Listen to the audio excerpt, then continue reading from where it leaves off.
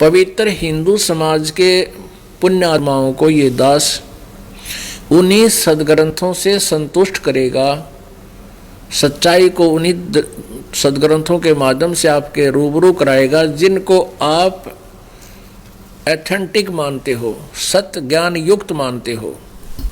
फिर आप जी को कोई ऑब्जेक्शन नहीं रहेगा। यदि ये दास वैसे वर्बली बतावे तो आप नहीं मान सकते, सपने में भी नहीं मान सकते, 100 वर्ष भी नहीं मान सकते। और इन सदग्रंथों को देखकर आज एजुकेटेड हैं सब बहन भाई बेटी बुजुर्ग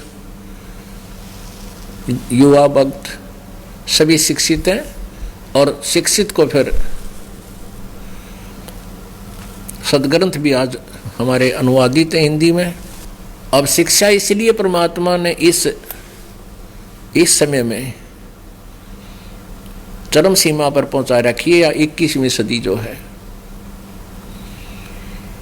तो इस 21वीं सदी में ये चरम सीमा पर इसलिए है कि अब ये ज्ञान भी चरम सीमा पर होगा और पूरे विश्व में फैलेगा।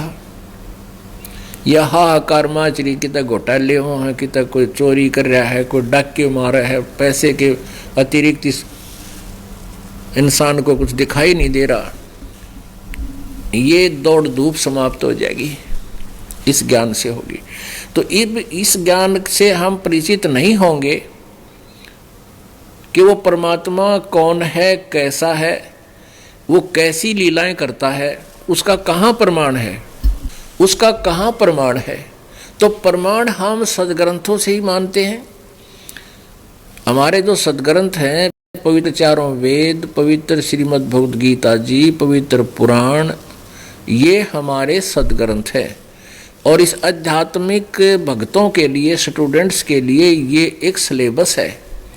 और जो टीचर, जो आध्यात्मिक गुरु आउट ऑफ सिलेबस पढ़ाता है, वो टीचर ठीक नहीं, वो शत्रु है उन विद्यार्थियों का।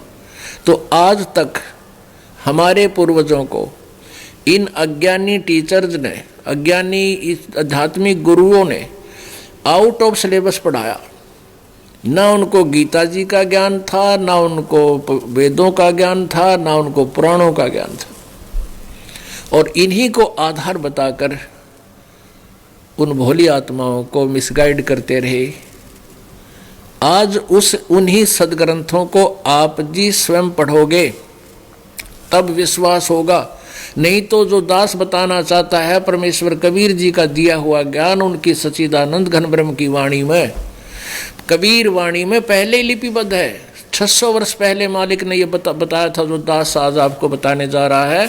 और उस परमेश्वर की वाणी को सत्य सिद्ध करने के लिए आप जी को ये आपका सिलेबस रूबरू करा रहा है कि आप जी के इन वेदों में ऐसा लिखा है, और वो परमात्मा ऐसी लीला करता है, और वो परमात्मा ऐसी लीला पहले कर चुका है। तो इस तरह हम परमात्मा के पहचानने में गलती नहीं करेंगे, आसानी से उसको पहचान